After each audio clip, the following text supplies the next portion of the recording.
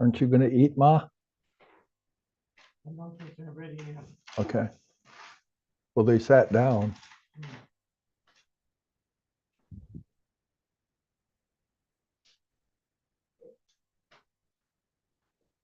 You can attend the meeting at the same time. No, Bring a bacon. no, I'll be fine. Hello. Hi. I've got you muted, Rick, and I can still hear everything you say. I will mute myself. John. John. I just called you George. That's my dad's name. And Your dad's if name. you called me You that, answered. I'd probably turn and say, yeah, what? That's funny. You answered. Good answer.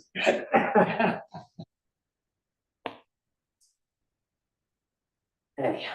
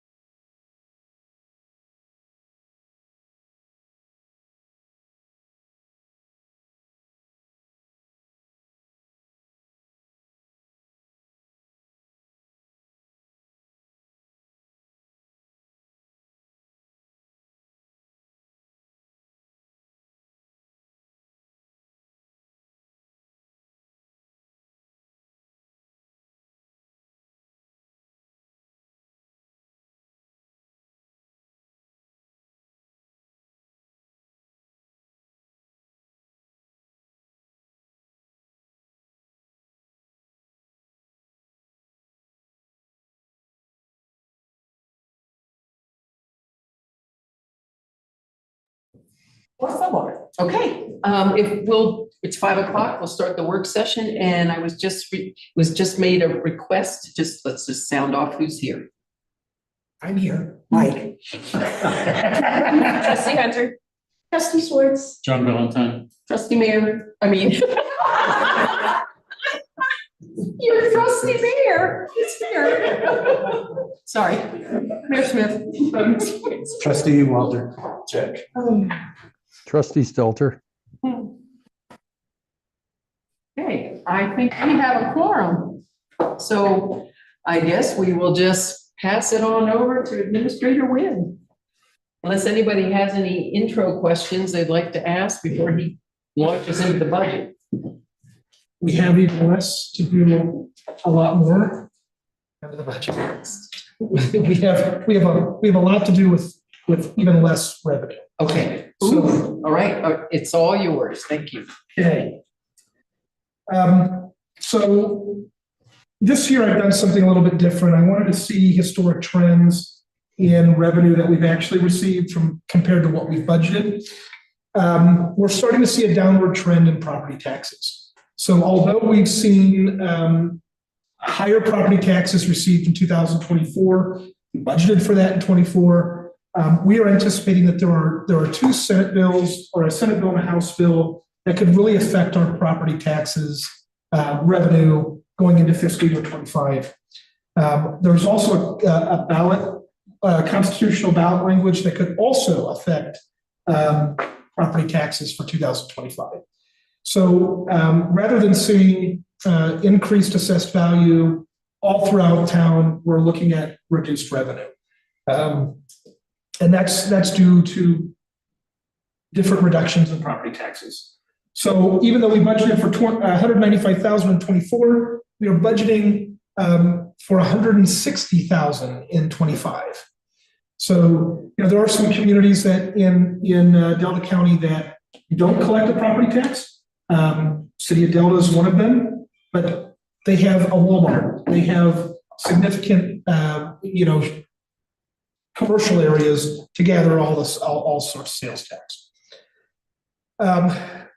Going through, we're also planning on lower marijuana occupational tax. So that's that $5 transaction fees.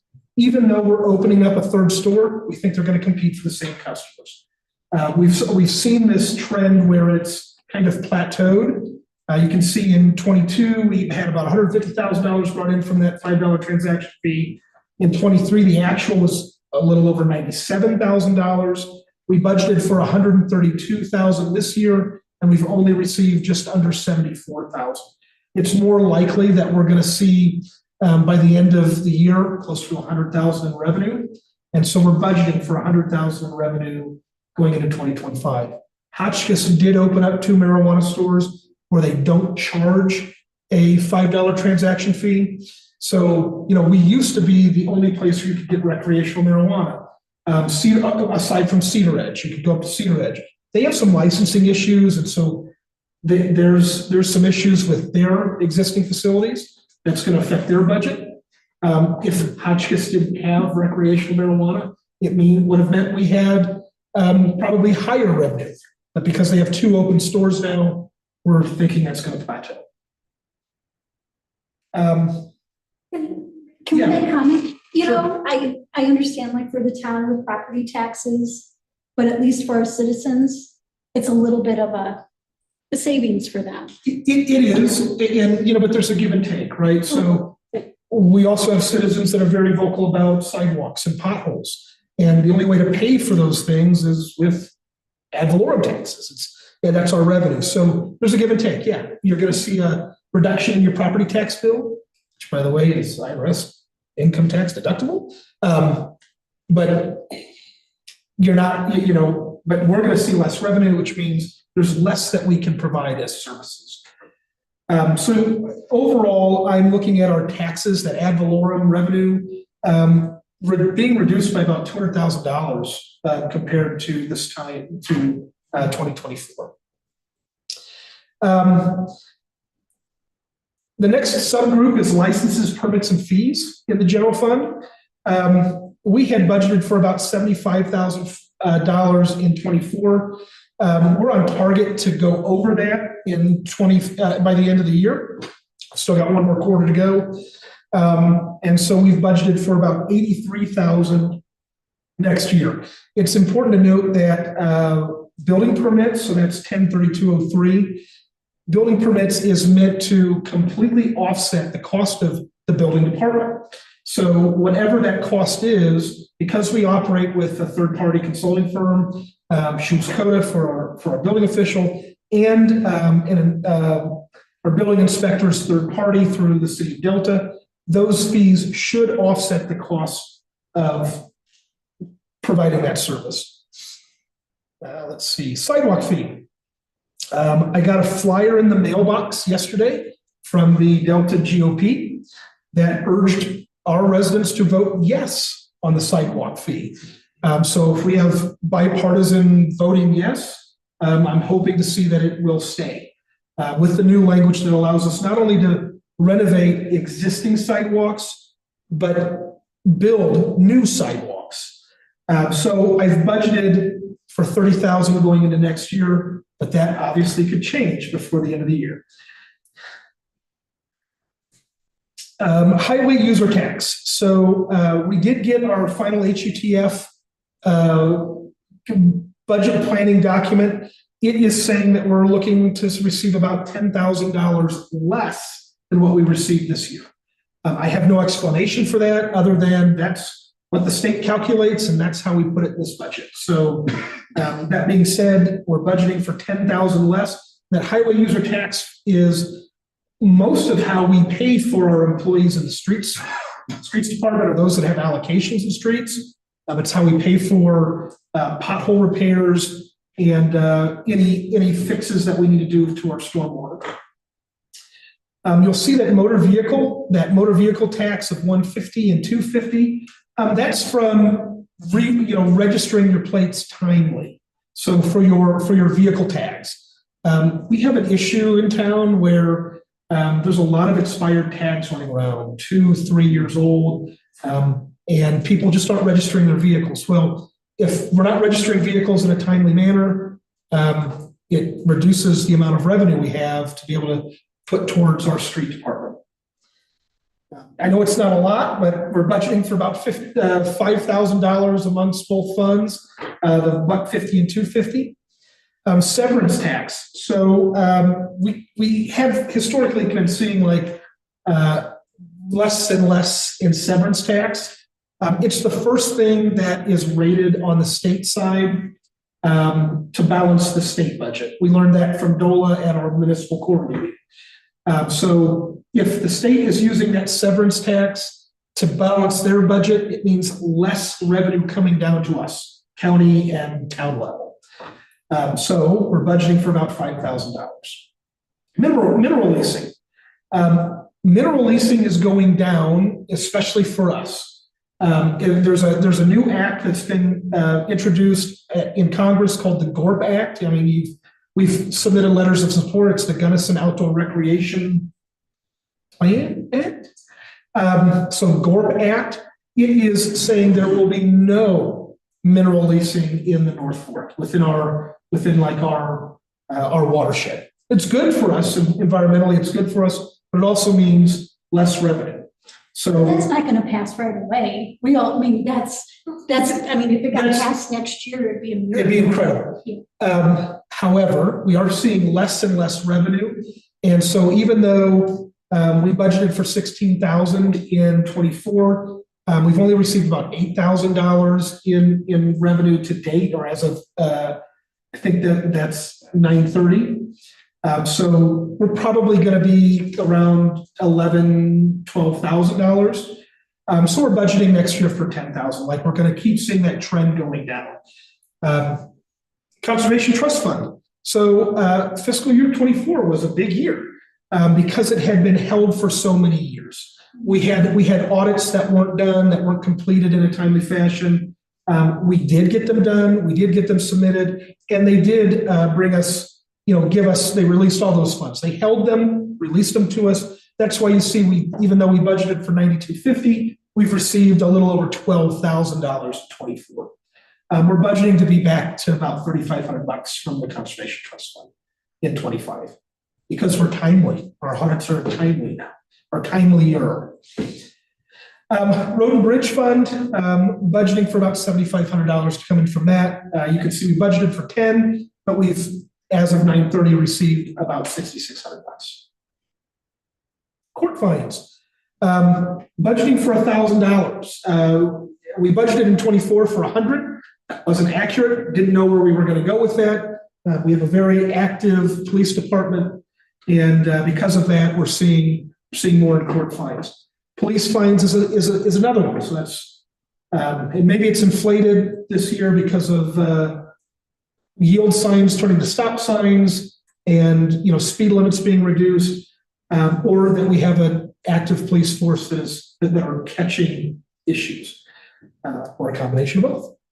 So we budgeted for 2,500 in 24. We've received 7,500 as of 9:30. So I'm setting the bar for them. The bar for next year is going to be $7,500. And I think there's not going to be any issue with that. Other agency contributions, you'll see that I budgeted 0, but we've been booking about $127,000 for that. That's the back to badge. So that's where it's been historically been booked. And so we're putting it into that other agency contributions, B2B county, or BTB county. And we're saying we're going to get closer to 200,000 in 25. The good news is that doesn't sunset until I think 2030. So we've got a few more years where we can continue to receive that revenue. And Stefan, what's the justification for seeing such a big bump? I know we're still not at the end of the year. Are you just estimating forward and saying it'll be about the same? So back to badge, the county has been behind in payments to us. For like back to badge or the sales tax county that was earlier in the revenue, that was at the end of August. And since this has been done, they've actually sent us a couple of checks, and this has bumped up significantly. So it's not up to date, but it's a good indicator of where we should be. So yes, 200,000 is more likely to be that annual revenue. Dog tags. I'm making it a challenge for everyone to register their dogs. This year, we've kind of blown things out of the water, I guess, from what I budgeted. I budgeted for $100, which is 10 dogs, and we've gotten $170, which is 17 dogs. 2 of those are mine. So 2 are mine. there you go. So it's mostly people around this table.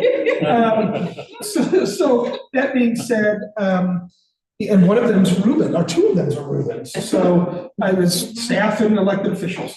I'm setting the bar at 400. That's 40 dogs. We certainly have 40 dogs in town, and I think we can. I think we can at least get that. I'd really like to see 1,000. Code enforcement violations. We budgeted for 2,500. We haven't done anything for like that has resulted in fines for code enforcement. There's a couple of reasons. Part of that is our code is really lenient.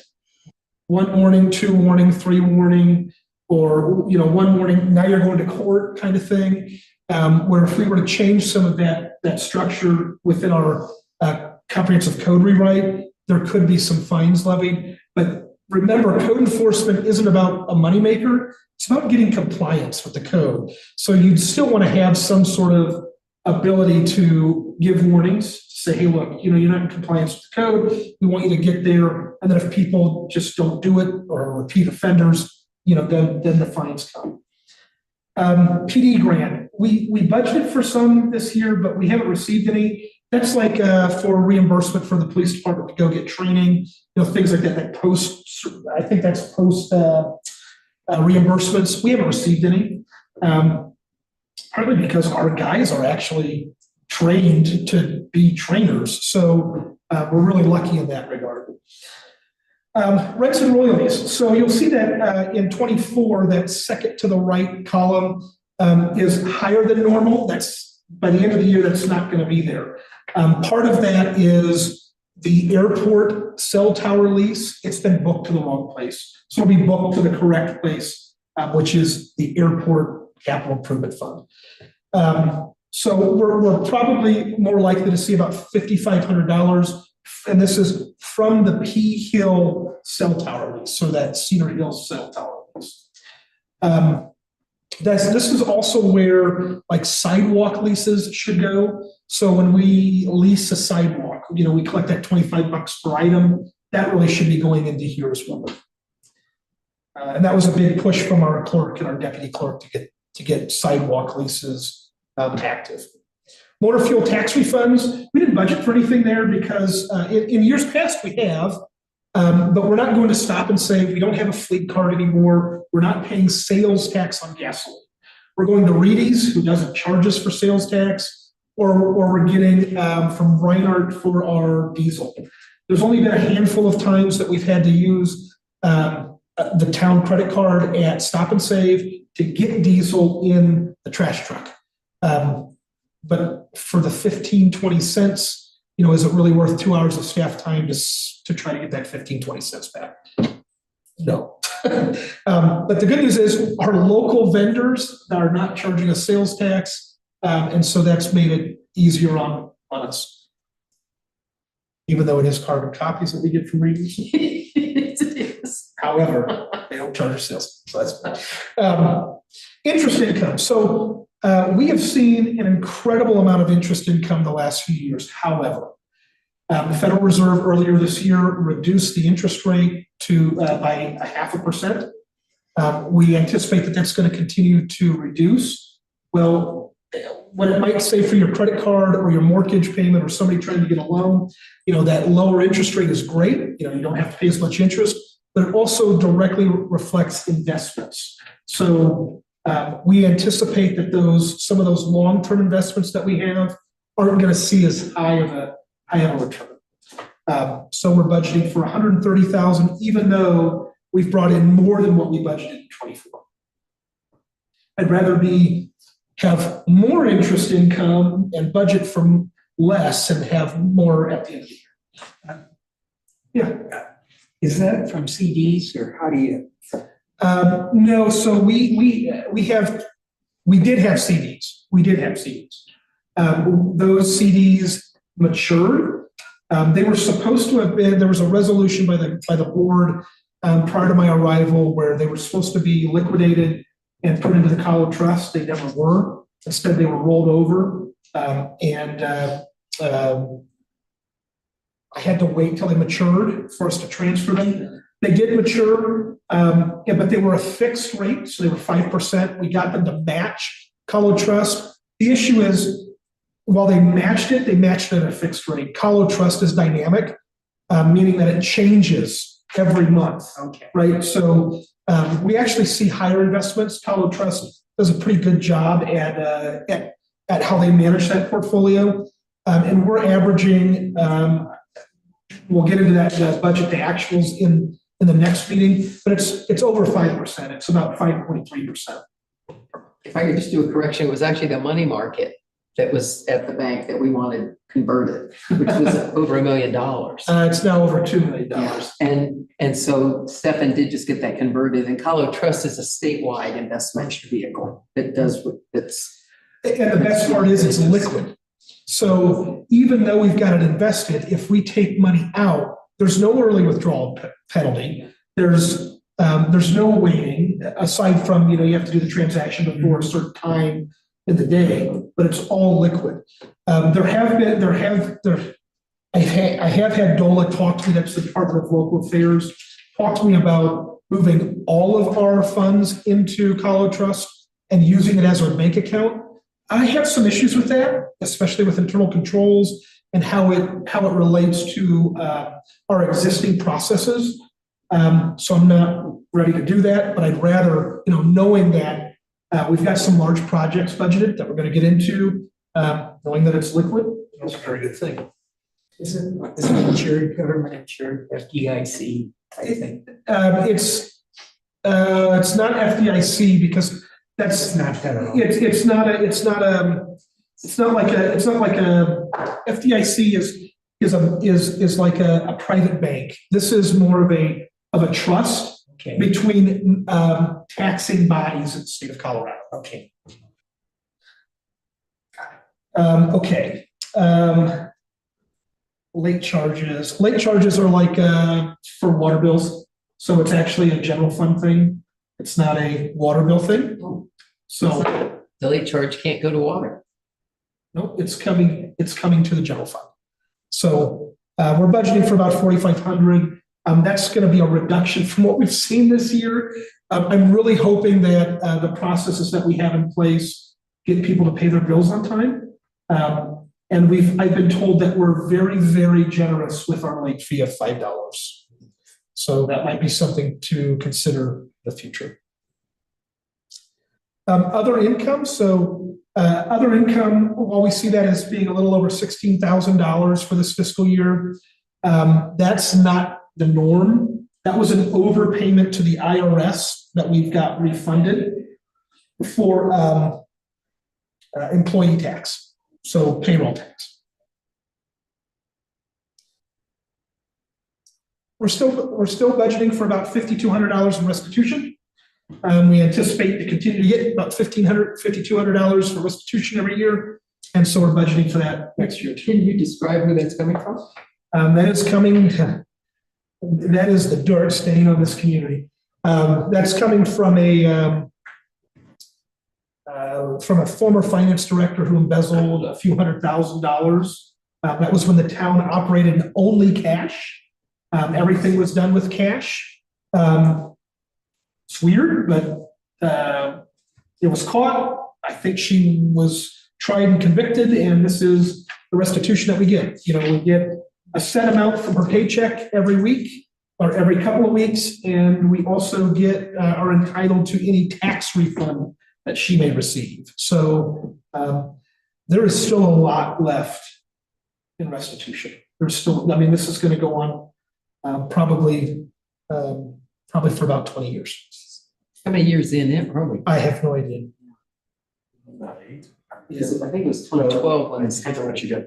Yeah, right, when the order came through. Good news is we don't do anything with cash anymore. So there's that. Get it in writing. Sale of assets. So you see that we have nothing budgeted. I do have a disposal list that I have to get on one of these agendas. I think we've missed the sweet spot for this year. And I think it's more likely that we should put this towards like April or May of next year. Now that's when tax refunds come out, payroll refunds come out. People have a little more money in their pockets and might be willing to buy some of our junk. Actually, we have very good equipment that we're trying to sell and liquidate. So, but I don't want to budget for that because I don't want to set an expectation. I think we'll see close to $30,000, but whatever we receive, I would really like to put towards the Verkada cameras that was also in this packet. So, but we'll talk about that in a little bit. Grant revenue. So these are existing grants. We have contracts. We know we're going to get them. They're reimbursable. We will receive them in 25. In my 24 budget, I added we had anticipated getting our loans, never got around to getting our loans. Part of that was because we weren't done with design, and CDPHE took a while to review our plans and our project needs assessment. That's that first step to getting those loans. But you'll see that in 25, we have a little over $1.2 million planned in grants. That's that Safe Streets for All grant and our Revitalizing Main Street CDOT grant for Fifth and Grand. Okay, the final is transferring revenue. So you'll see that we are proposing to pull out about $2 million in our surplus. That's to cover the Fifth and Grand project. So if we don't receive any additional funding from the feds for the Safe Routes to School grant that's being submitted later this month, which could be anywhere from $100,000 to $1 million of additional funding, we've got to be able to fund this project somehow. We've been saving money for the better part of a decade, and we have all of this money in reserves or surplus. Not reserves. Reserves are what we have to keep. This is surplus revenue. This is surplus funds meant to go towards a project. We've been saving this money up. It's time to spend it. This fifth and Grand project is almost completely done as far as design is concerned. It's not just a roadway. It's not just a sidewalk. It's crosswalks. It's water main replacements. It's stormwater improvements, and it removes conflicts that we currently have with the Paonia Ditch Company. It's an intense project that goes from Fourth to just past the old Pepper's Building. And it's going to cost about $2.9 million. And does that build in enough contingencies and overages, given how expensive things continue to get? It does. So when we got the engineer's probable opinion on costs or for construction, there is some extra built into it or baked into it. I'm really hoping that whatever we get for contractor, once that RFP comes out, that it's going to be less. I really don't want the probable opinion of cost published outright, to everyone, because that's what the cost will become, right? And so I really want to see a really competitive bid come through, but we're still budgeting like it's going to have a significant amount. Yeah. Another question. That's the town, that's the city line, isn't it? Do we own all that road? Where's the line? We do. So project limits are at the north end of Peppers. So right up past Paonia Breadworks. Yeah. That's the line. That's where this project limit is. And so that's where the crosswalk goes. There's sidewalks planned for both sides of the street. There's on-street parking delineated on both sides of the street. And if you in this next meeting, you're going to see that there was somebody who thought that they had into the middle of the road, and the assessor's office says that isn't correct. That was deeded over to CDOT, which was given over to the county, and then is part of a memorandum of understanding between the county and the town. Okay, what was the deal about the police patrolling that? I mean, that was outside the city limits, so they couldn't patrol the street. Was that ever? Part of that road, particularly in front of County K-8 is county, but we have an MOU with the county that we do patrol that, particularly in schools. But that was with permission, then you have to go through a permission process or something? We have a mutual aid agreement. Yeah, with the county, so we're good to patrol Oh, that's, okay, that was confusing. Yeah, so we operate off of mutual aid agreements. What that says is that if there's ever an emergency right outside of town limits that the sheriff's department can't get to quick enough, they're going to dispatch one of our Paonia police officers. Matt can, the chief can tell you how often the sheriff's department responds or how often they rely on that mutual aid agreement. My understanding is anything within that 81428 zip code, we're getting called. Yeah, they're very busy, and it's, with their resources, it's hard for them to come up and run school zone every morning of the day. Even they have other schools, particularly in Crawford, that request school zone as well. So part of our agreement with them is, we'll gladly go out and run school zone. Those are our kids. We know them. They come out of town, a lot of them. So yeah, we're happy with that. Okay, sounds like we're stuck with it. Yeah. And so the last little piece I want to show you is that net surplus or deficit. You'll see this where it looks like we have a deficit in 23 and 24. This is based on the original budget, not the amendments made that made it so there was no deficit. So each 23 and 23 did have a budget amendment. I don't know why the number for the adopted budget of 24 is showing a deficit. We balanced that. But if you look at the budget to actual for 24, that doesn't book all of our revenue that we've received so far. So part of that is we bought police cars, right? Any questions on revenue? It's kind of bleak. We're seeing less general fund revenue, and that's going to be the anticipation. So.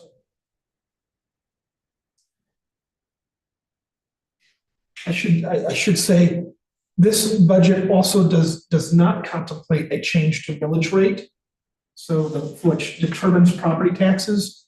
But I think if we continue to trend in this direction with that revenue, we're going to have to address our millage rate. It hasn't been touched in a few decades. I believe it's closer to 30 years that the millage rate hasn't been touched. And if we continue to see that property tax revenue go down, we may have to correct course. Which means, voter. It will have to be a referendum. Okay, admin, personnel services. Let's see. We are, I think overall, we're looking at a reduction in cost. So budgeted 425,892 in 24, and we're budgeting in 25 for 373,175. Admin department is made up of my office, the finance department, the clerk's office, all of our front office staff.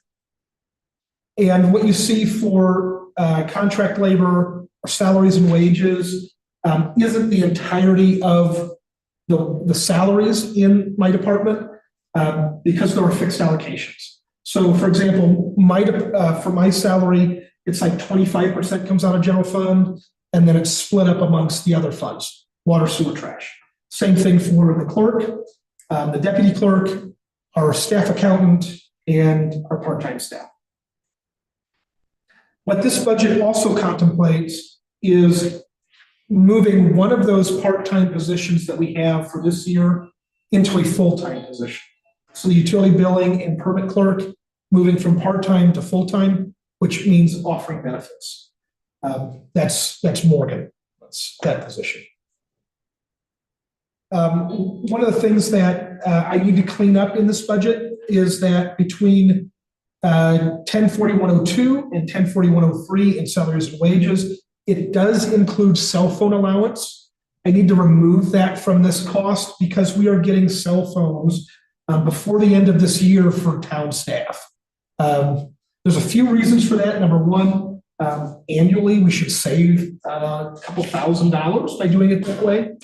And it also brings us into compliance with some of our records stuff, security, police officers with CJIS, that's criminal justice information systems. Right now we have police officers using their phone for investigations, their personal cell phone for investigations, and we want to move away from that. School board just made that jump too. Aren't we already paying for cell phones?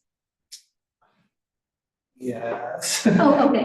We're paying for 3 cell phones and a number of mobile data units. And so the problem is what we're paying is about $400 a month for a handful of devices, but it was done under a small business contract with Sprint that then changed to T-Mobile. Well, Sprint and T-Mobile have, before they even merged, both offered government packages, public safety packages.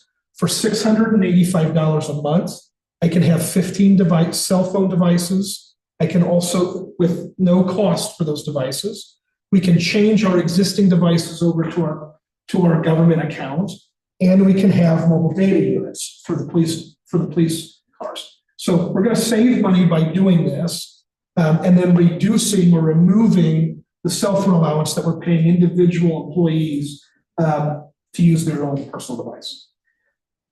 So it's coming. It should have always been that way, but people who got it thought they need it now and did what they only wanted. So we are budgeting in capital outlay. Okay, one of the big things I wanted to show is postage. That's 104117. You'll see we budgeted for 500, and actual is about $4,200. I'm budgeting for 500 again next year because our department doesn't send out letters. They are utility bills, and they should be being booked to the accurate or the appropriate place. That's water, sewer, trash.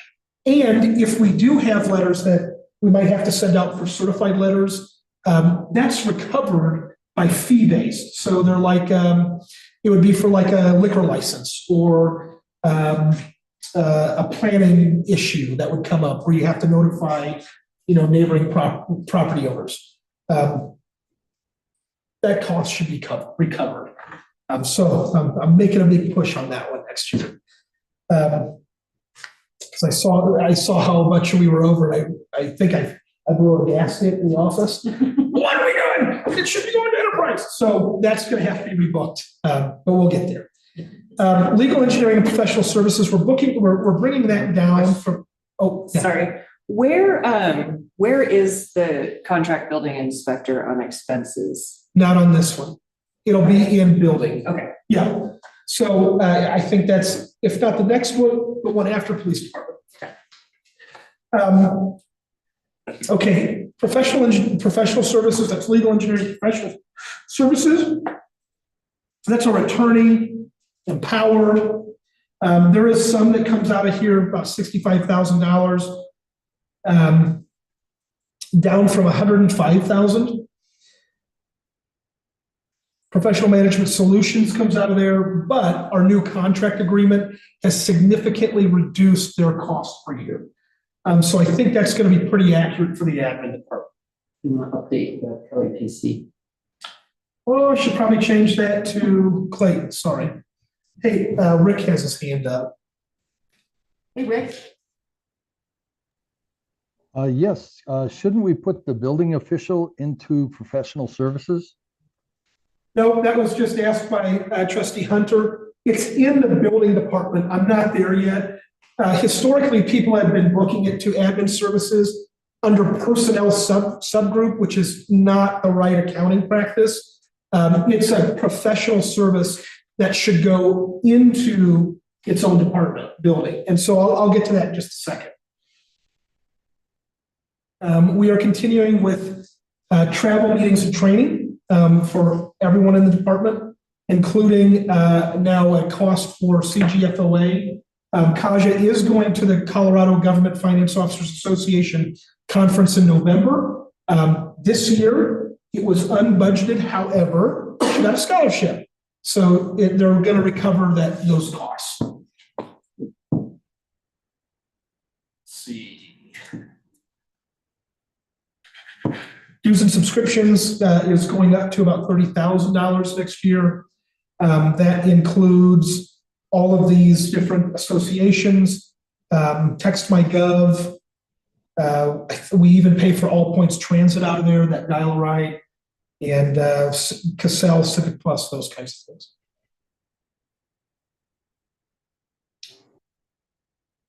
Okay, capital outlay. This is going to be a big one. We are budgeting for about $30,000 to repair the roof, which is $7,500 out of the general fund to cover the cost of roof repairs. It's pretty bad. So I think we did bring before the board a cross section of the roof, above my office especially. It's really bad. We shouldn't be walking on it that bad. I think the chief's office also has some leaking, or is it It's upstairs. it's upstairs. His office has a sinkhole underneath. So those are things that we have to start budgeting for this building. Okay, law enforcement. As I explained during last year's budget, law enforcement personnel services is always the most expensive because there's no other place that I can pull it from other than the general fund. So they don't have the luxury of doing fixed allocations through water, sewer, trash, because I wouldn't ask our law enforcement officers to go back at the trash truck and sling trash bags, right? This is all out of the general fund. This does contemplate a 5.7% salary increase for our officers, and brings all of our officers to a minimum of $60,000 a year. The state average is $81,000 a year for beginning new officers. It's a problem all across the state, but it is something that we need to do for officer retention. And so when developing this budget and developing salary increases that we could afford, I looked at the SWOT analyses that we completed. And that's after this budget. This also contemplates 3 merit increases. One of them is for our chief, brings him to about $80,000. However, that's still $30,000 less than most chiefs in a wage comparison. Sorry, but we're getting closer. It does bring it also is a merit increase for our sergeant to about $76,000. That brings him right into the average of our salary comparison. Those were like community. What was our middle point? Was it Palisade? But we had this middle point that we were trying to meet for him to keep him because some of the things that you're seeing with enforcement are coming from those two. It also contemplates an increase for our SRO to $65,000. So that's our school resource officer that we share with between the town and at the schools because he doesn't just stay at PK8, he's also at NIFSS. Keensburg. What's that? Keensburg. It was Kingsburg was our average. The Front Range community. Okay. The operating supplies are, I do want to say one thing. Over time, we had budgeted for 40,800 this year. They ain't touching it. They're closer to, they're going to be closer to about 10,000. So we are budgeting next year for 15,600. Thinks that's going to be closer to what the average overtime will be for officers. And they've had a pretty rough, they've had a very busy year with this year. Operating budget, we went from 135,650 to 124. You can kind of see where some of those cuts were. But it's more in line with what we are spending for our actual budget. Machinery and equipment is itself, and that capital outlay, that is some of the stuff that the chief has to do. Axon, Motorola or Spillman Flex, that's the records management systems, those kinds of things. Those are our normal costs.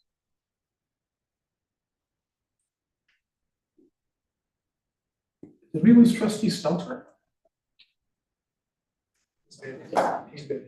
Oh, okay.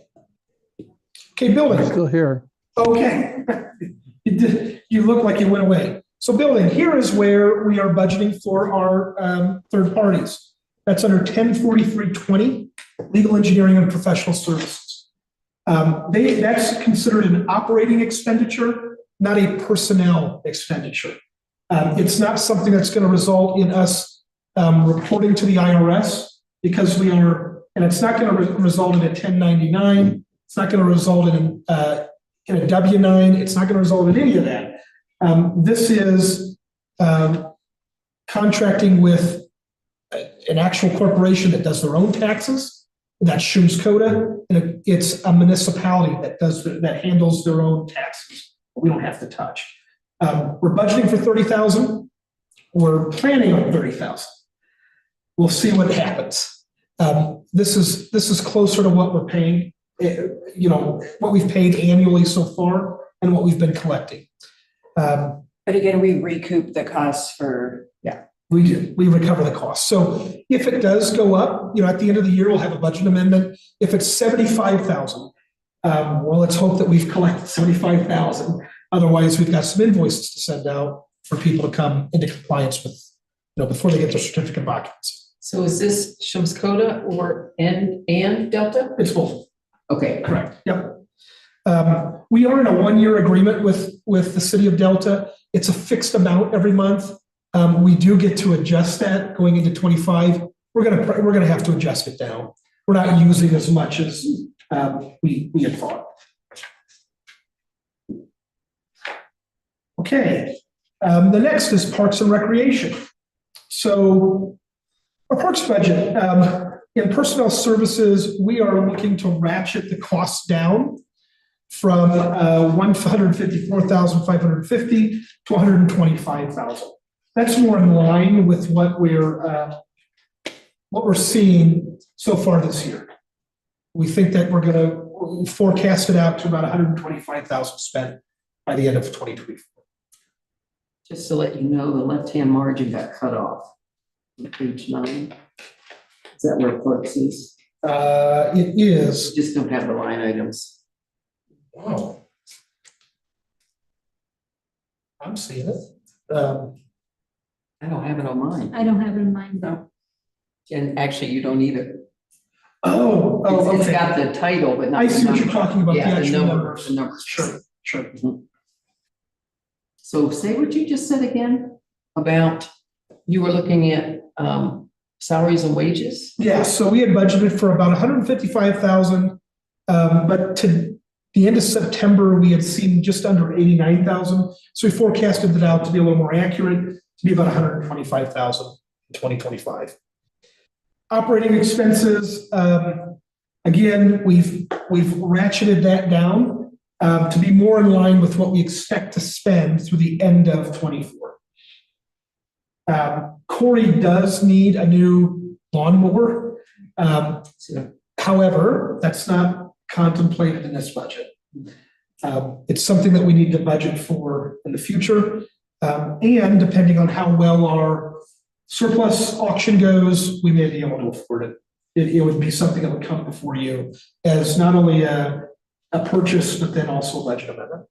Does that mean it works? It's just me nearing the end of its life. Do we have just one riding mower? One of them, we have two. One of them works, the other is from 1971. So. Time to replace them. So, and it's a John Deere. Oh, come on. But you'll see that the part of the reason why the budget for 24 was 260,000 plus is because we are going to do some work through a GOCO grant that we received for the bathrooms at Town Park, and that work is planned to be done this winter.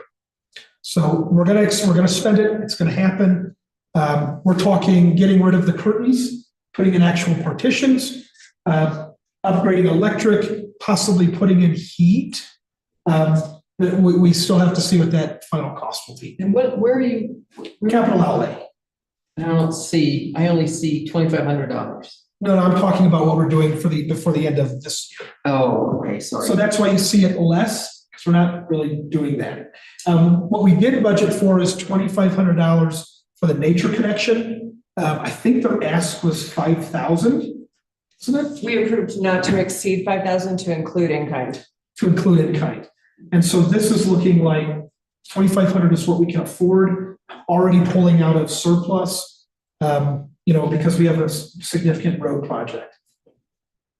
What about the conservation center? For the fire. We had also, so on our 8/27 meeting, looked at amount not to exceed to $5,000 for that as well. So those were the two that I kind of wanted to follow up on. Oh, boy.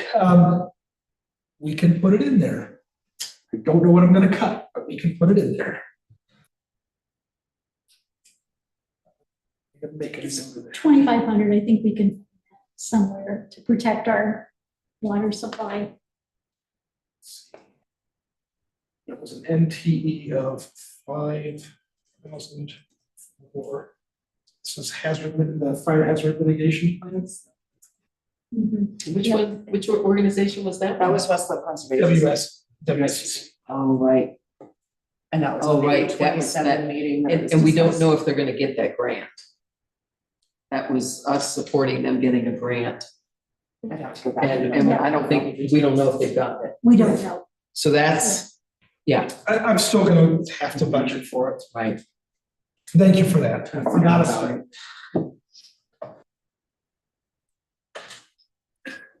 Okay.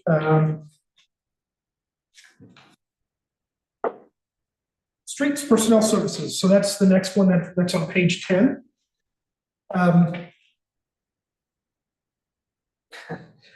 We had to ratchet down, salaries, personnel services in streets department. We had budgeted for $185,250 in 24. At the end of September, we've seen about $109,000. So it's more accurate to say we're probably going to see Personnel expenses of closer to 160,000 in 25. So this is trying to get us more accurate. Trying to trim the fat anywhere I could and still, keep our employees from seeking other employment. Operating expenditures. So you'll see, oh my gosh, you're not doing much in streets. This needs to be amended. So this is a draft that there are some things that we absolutely have to put in there.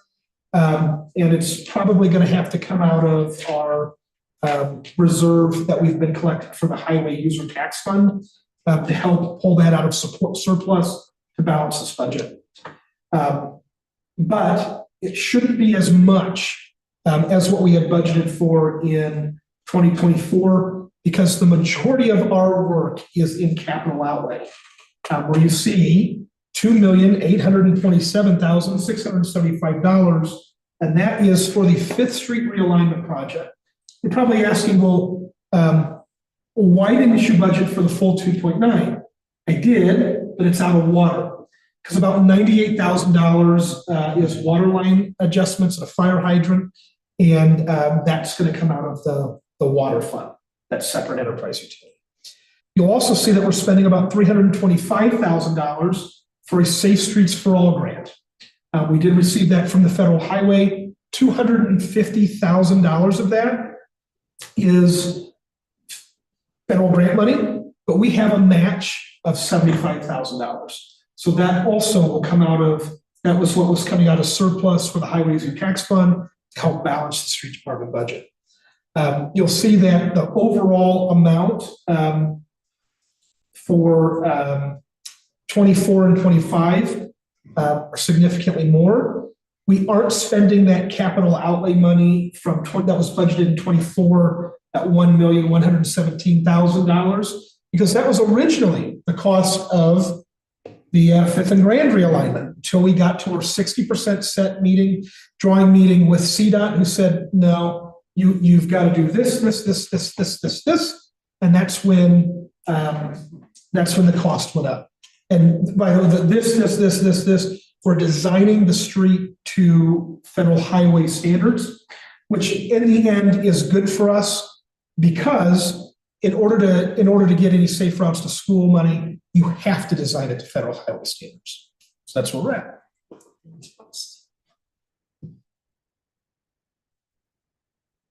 It'll be the most transformative road project in decades.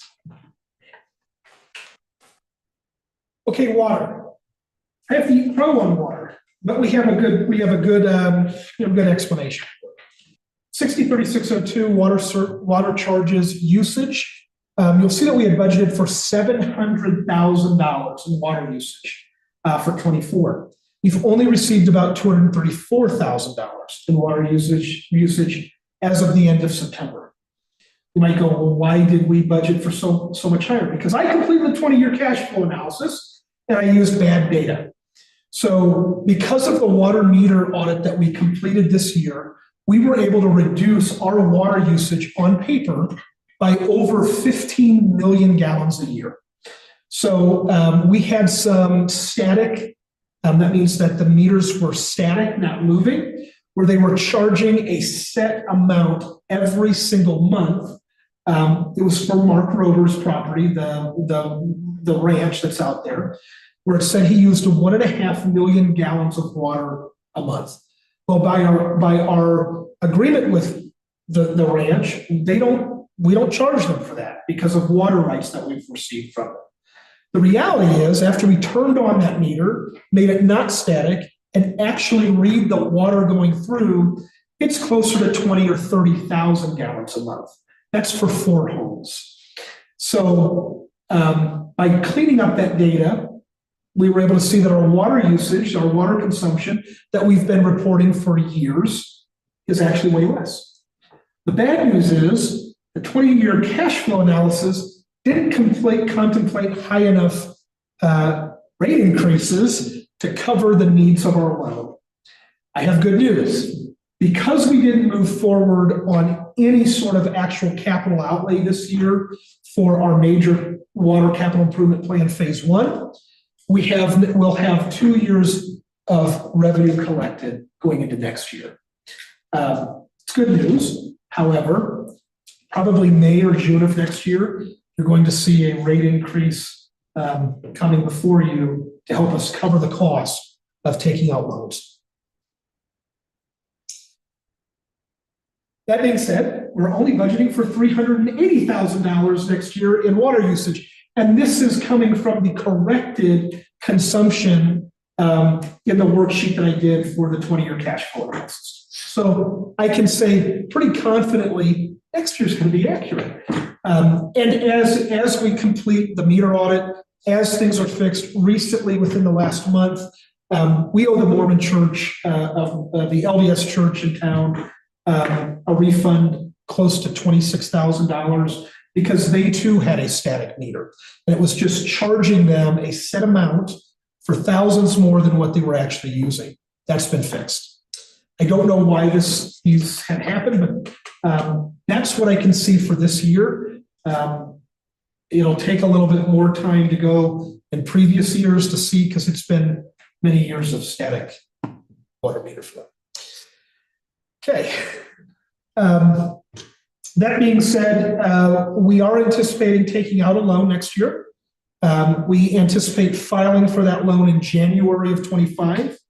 We anticipate being approved for that loan in spring of 25, and we anticipate going to work in this shortly thereafter on both the water tank relining and our 8-inch steel line distribution line replacement.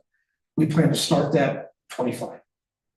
And I'm going to talk about that a little bit. Well, thank you for doing that. You quoted how many gallons of water pipe holds. You know, if we go to a 12-inch. I've updated it because we are going to a 12-inch. So the report I'm going to have in our next meeting has that new gallons. It's about 54,000 gallons. That's cheap storage. So Gotcha. yeah, so it's free storage, right? But so we're gonna do this. It's gonna happen next year, darn it. One of the things that you're gonna see in fiscal year 24 before the end of the year is the design work that we've already done for capital, the phase 1 of our water capital improvement plan has a $300,000 reimbursable design and engineering grant. And we'll take it all because we've done it. So that's a good news. You're going to see some more of that coming back in before the end of this year. Okay. Personnel services. You'll see that personnel services are going to go up to about 406,000 from 396. This is going to be accurate. We plan to be fully staffed going into 25. We currently have one position down. We're changing our fixed allocations as well. So positions like Kaja, instead of having more of her personnel, like her salaries, her benefits coming out of the general fund, it's going to be evenly distributed across all funds. That's 25% across all funds. So we're going to see our enterprise funds getting hit higher because the majority of our day isn't filling potholes or talking about potholes with people. It's talking to customers about their water bill. So the majority of our day in this office is utility based. And so our salaries and our benefits need to reflect that. That's why we're doing it that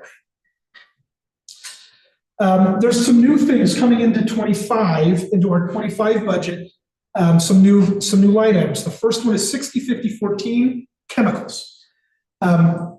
This is an operating expense that tends to get thrown into like shop expense or miscellaneous expenses. And we really want to be able to see how much we're spending on chemical. And so that's going into 60/50/14. And we're budgeting for about $25,000.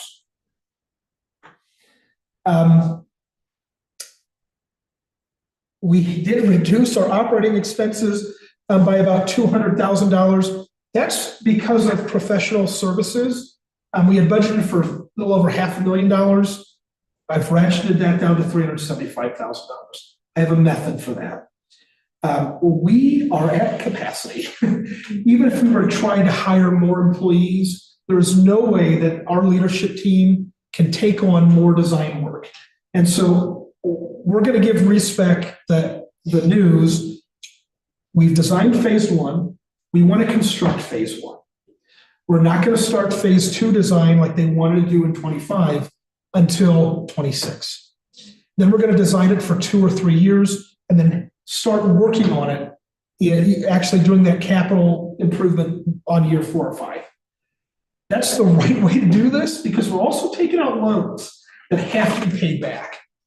And to be quite honest with you, just doing the on paper savings of finding that our water consumption is way less just by fixing issues that have been there for years.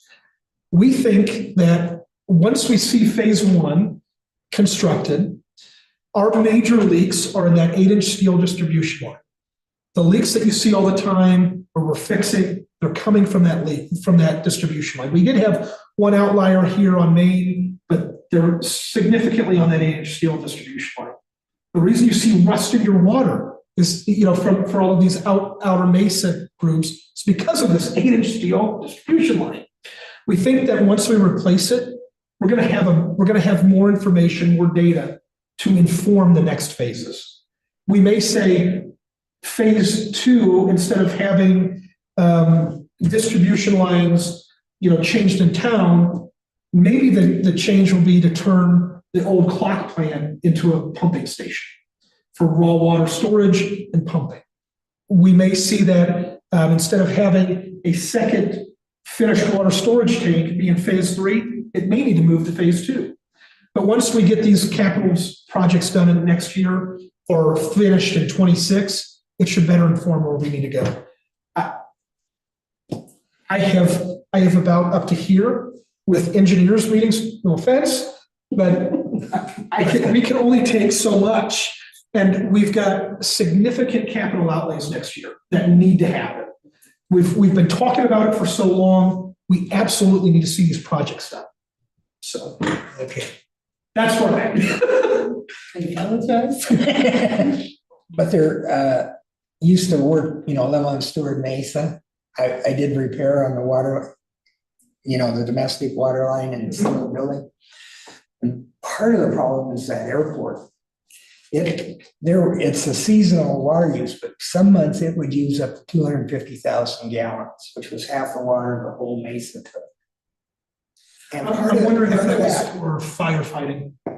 Right. Yeah, some of it was. I mean, they Was that worked year? on all the fires, they loaded up and stuff like that. But somehow we got a pressure gauge that blew, the first one blew up and then we found one that worked, but it's 400 pounds pressure just to push it up that hill. And that causes problems on that whole line down there. So you're not going to want to hear this, but that's a consecutive system. And so our responsibility ends at that master meter. And so anything past that master meter is that they're regulated by CDPHE and it's really their responsibility. And so It's the airport's responsibility. no, it's Our responsibility. it's the water company's You know responsibility. who you're dealing with out there?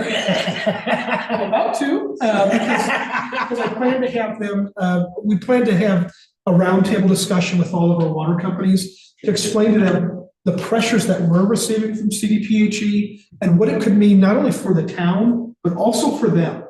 And so that conversation's coming. The issue why we haven't had it so far, the reason why we haven't had it so far is one, I haven't had time, but two, the contact information that we had for our water company, like presidents, vice presidents, treasurers, we found a lot of dead people. People that are no longer either they don't live there anymore or they have since deceased, and they were the point of contact within our actual database as being the people that were responsible for that system.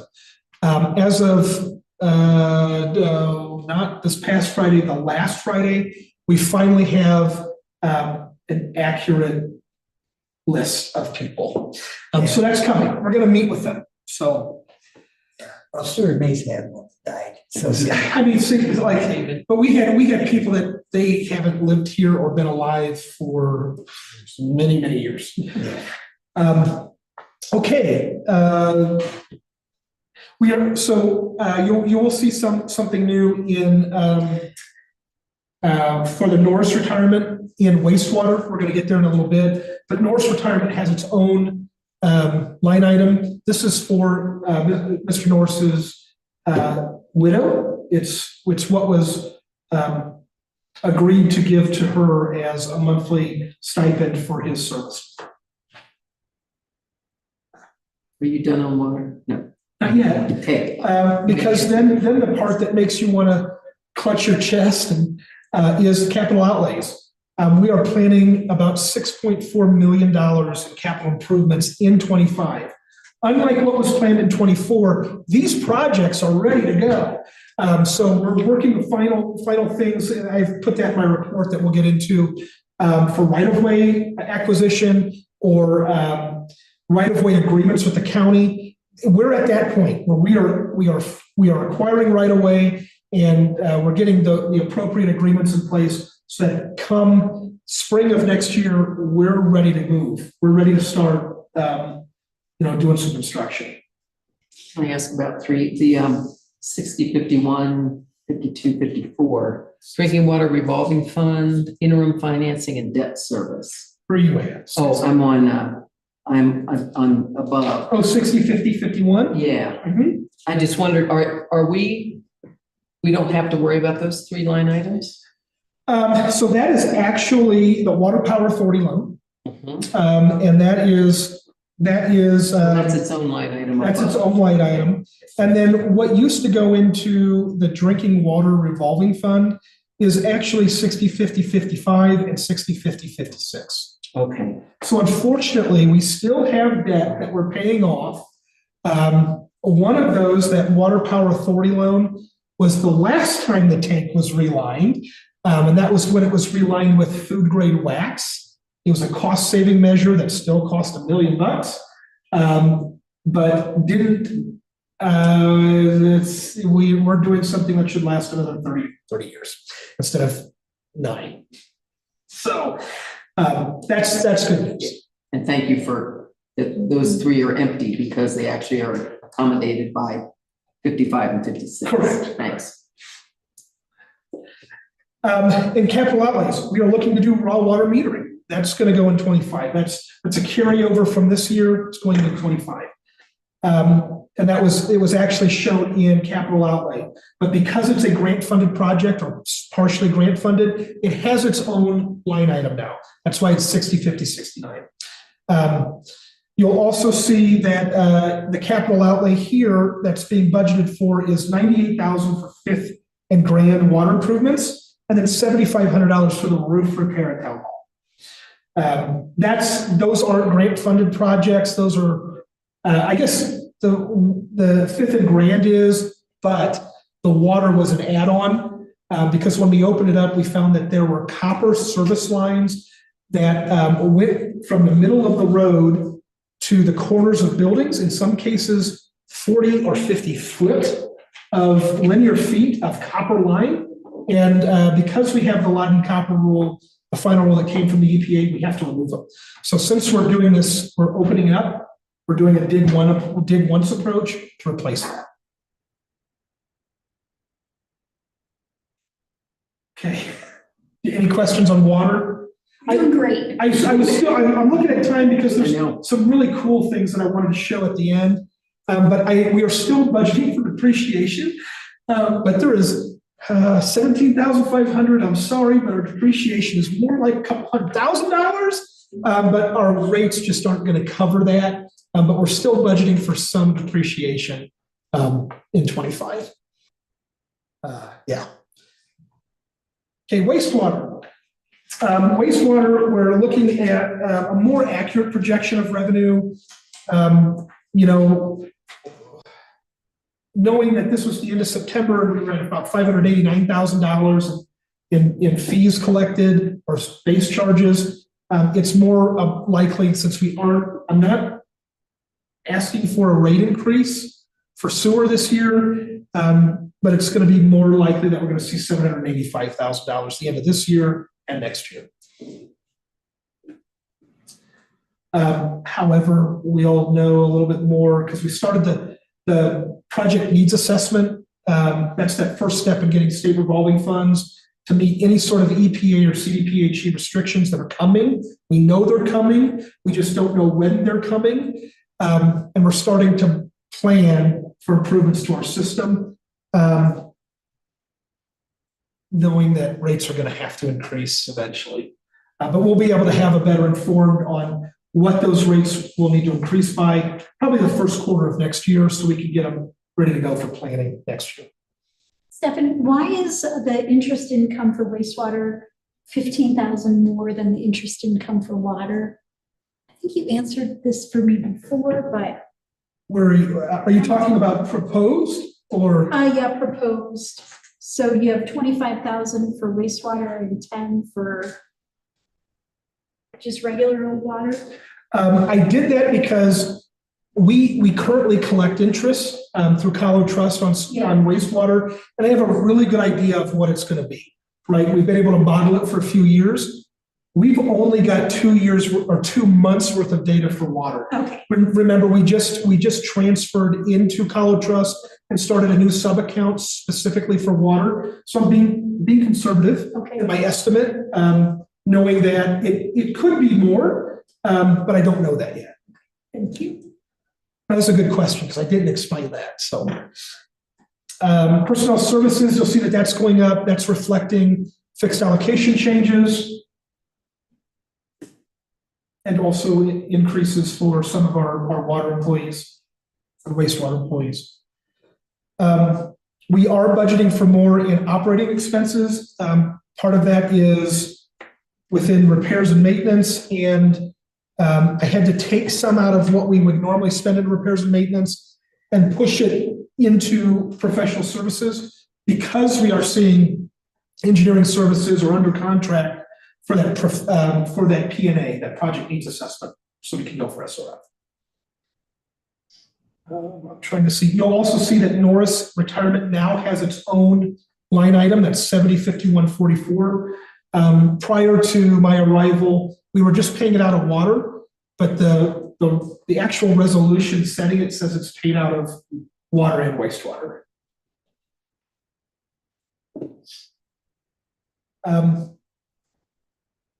We do have a water employee that recently passed his certification for water distribution, and we may see that the things that we've been budgeting for an ORC from Mr. Archuleta may be reduced because we can now have an in-house ORC. That was Jordan Redden, and 86%. It's pretty darn good. So really excited to see that.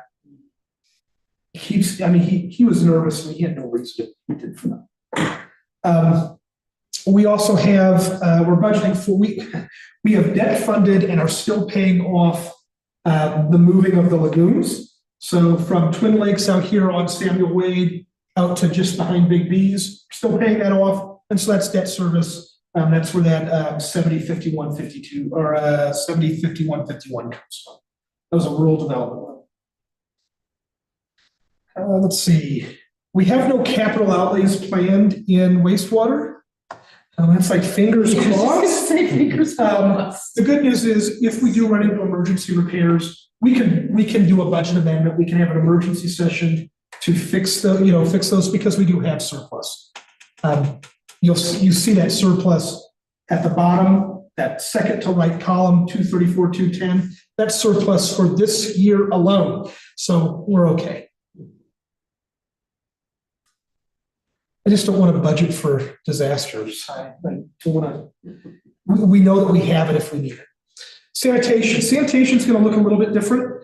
Where we were able to save significant amounts of money this year or put it into surplus, correct course. It's going to be less this year because we did change some fixed allocations, and I'm budgeting for something that I'm going to discuss with you when we get down to capital. So you'll see that like personnel services, yes, it went down, but we did change some fixed allocations. Or it went up. I'm sorry, I'm looking at revenue. So revenue, I am going to ask before the end of the year that we clarify something. When you did garbage, actually this sitting board, I think there were only 2 of you on the board at the time. When garbage was changed to increase, It was done by resolution for bulk trash pickup. And the fees were set by ordinance. So you can't change an ordinance by a resolution. It was by a resolution. So before the end of the year, I'm gonna ask for it. I'm looking back because I remember visiting with Mary about that, about the distinction. I believe that sewer is still done by ordinance, but water and trash were set up to be. And the changed by code resolution. says trash also has to be. by ordinance? Trash is by ordinance. And And then one. So what we're gonna have to do is change the bulk trash pickup by ordinance, not resolution. The good news is if you have a mattress, you can still get it done for $10. So I know. You know what they're charging at the landfill? It's incredible. We've got to meet that. And we learned at the municipal quarterly that landfill fees are going up $5 per tip. We anticipate that being about $780 a year. I've already baked that into the cost. I had it going up by 7%, not a fixed amount. So it'll be okay. That being said, I've still budgeted like our revenue, like it's not going to pass. Like we're not going to pass the ordinance, and I've still budgeted conservatively for revenue. Personnel services went up. That's because we changed some fixed allocations. They needed to happen. These enterprise funds should be hit correctly for the amount of time that our employees are taking on those enterprise funds. Our operating expenses remained about the same, but again, I budgeted for that landfill increase, so it went from 111 to 118.5, knowing that we're going to see 780 over the year for that. Capital outlays. Okay, so here's where it may be more, but I'm budgeting for $14,000.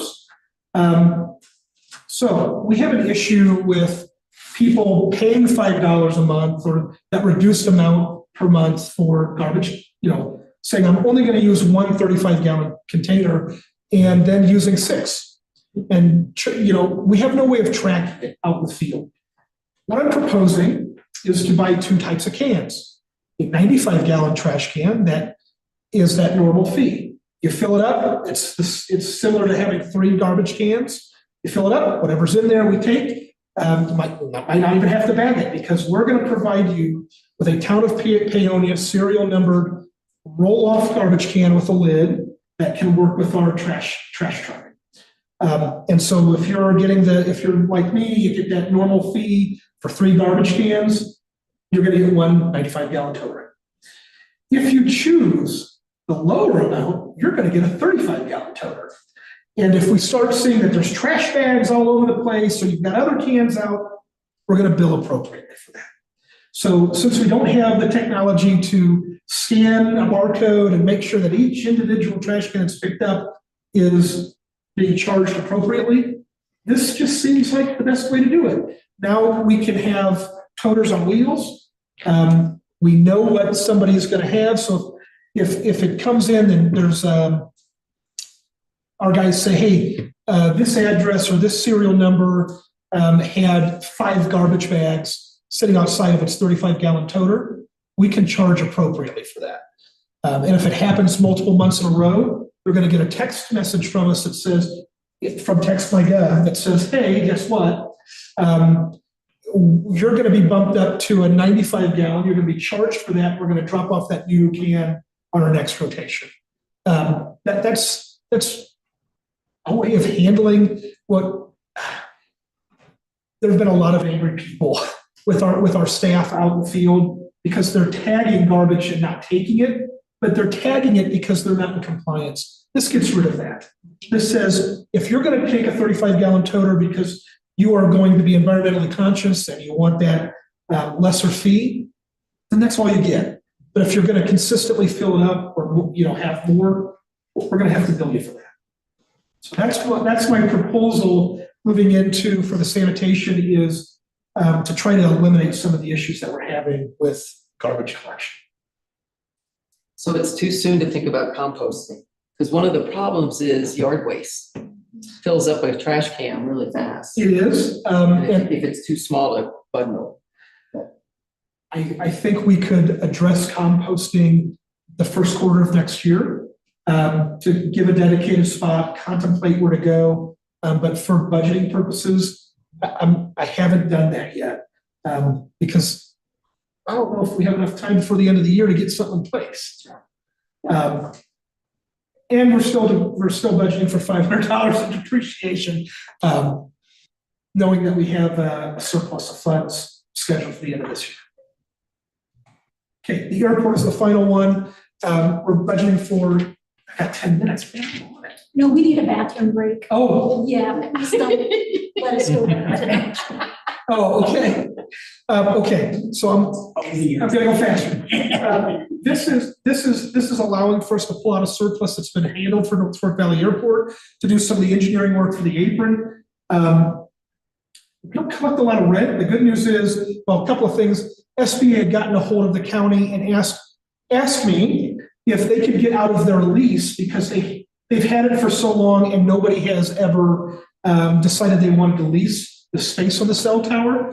But they wanted to keep the right to be able to put somebody on the cell tower without paying us rent. I said, absolutely not. It was timely because the day before I had a conversation with T-Mobile, who has begun running it up their ladder to put equipment on that tower and start paying lease rent. Now, if SBA wants to relinquish the lease and we collect the $20,000 a month for that from T-Mobile, so be it. But I doubt that's what they want to do. So, but I think we're going to have a little bit better coverage, not only for what's going on P Hill, but also there. Okay. The last pieces are our SWOT analysis. So I'm really proud of these. These were the things that we put on paper, right? They were the peel off pieces of paper. I asked for some feedback. I did get some feedback from one trustee on administration's strengths, weaknesses, opportunities, threats for administration. And then I added some to create this. This was one of them that we didn't get to in our last work session. SWOT analysis for PD. So this was what was on that paper and then put into a graphic that's going to go into our budget for strategic planning. In every single one of these, our strength was employees. That's why we're looking at giving increases to retain employees, investing in our employees for training as well. So interagency cooperation, that one was in between strengths and opportunities. That's why you see that up there. Parks, this was parks and recreation. My daughter took the picture of the skateboarder. That's what's behind. But then what you see is trees was seen as SWOT, and I couldn't figure out how to do it, so I put a tree in the middle. I figure we covered. A strength and an opportunity is our tree board. We said two things. It's underutilized, and we actually have one. And so that was both a strength and an opportunity. Water analysis, I was told, probably showing dead grass isn't best for water, but it's our water plant. And I said, yeah, it's water conservation. That's why it's dead grass. But this is, again, staffing. Staffing, our employees kept coming up as a strength. It's also a weakness that we're understaffed and we need to hire more employees. So that's why that was on there. Threats were obviously state stuff. Wastewater, that is an actual aerial view of our wastewater plant. That's what you see behind it. But again, employees coming up as one of our strengths. And then an opportunity was we do have a dilution ability. There's a floodplain. Final one is trash. Again, that dedicated employees. A weakness was employee safety. Part of it was what I was talking about with trash cans and very confrontational customers with our trash guys when they tag something that doesn't meet criteria for pickup. One of the threats was the tipping fee increase. Really happy it's on $5. So makes it good. And then the rest is supporting documentation for like insurance. That's insurance benefits and in the marine and stuff like that. This is the first time that we're asking for employees to cover a portion of the employee-only insurance. The good news is, with the increase that they're gonna see in salaries, they're still gonna see an increase in their paycheck, but they are being asked to cover 10% of that, of their health insurance. So we're covering 90%. I know you had one back. I feel like there's still so many more questions that I have. Are we gonna have a second work session? Because, and when will we get, what are our next steps? Because I don't want too much time to go by before we talk about the rest of the packet. It's up to you. Okay. Motion for special. I met my statutory requirement, October 15th. Shall I do this now or in the regular meeting? Oh, yeah, we can't do a motion in a work session. We can have a break. And can we do that if it's unagendized? Can we Yes, do a meeting, work session? you can. So that's the total cost for insurance and benefits to the town, and then the employees went out. All right. The Let's take important a- thing is that especially next time, given the I new. have citrus. I have tried mangoes. And say that again. I'm running to the bathroom too. I said, yeah, maybe this is what I need for you. Because you're not gonna do that. As of right now, I've been going for 12 hours. Then when would we do that? That's, I went to a DOLA conference and Rifle had to leave early. I'm so. Yeah, I can imagine. We're gonna get a different,